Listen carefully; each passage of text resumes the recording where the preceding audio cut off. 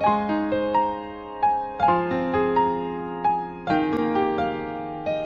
així és com ho recordo.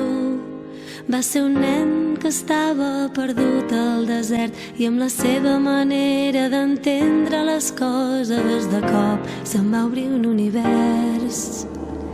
Potser només va ser un somni a causa dels deliris de les 7, però alguna cosa dins meu es va moure al sentir la rialla d'aquell nen. I allà vaig aprendre que tot depèn de mi i que tots tenim un petit príncep a dins, només cal voler-lo sentir. I allà vaig aprendre que l'essencial és invisible als ulls, que aprendre a estimar i ser feliç és el que vull.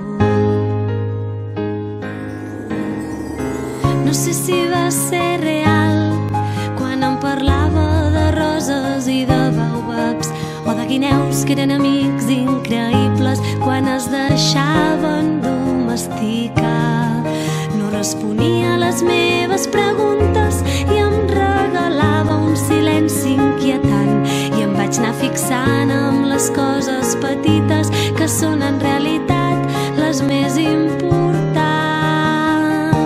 I allà vaig aprendre que tot depèn de mi i que tots tenim un petit príncep a dins, només cal voler-lo sentir. I allà vaig aprendre a mirar-me el món d'una manera diferent.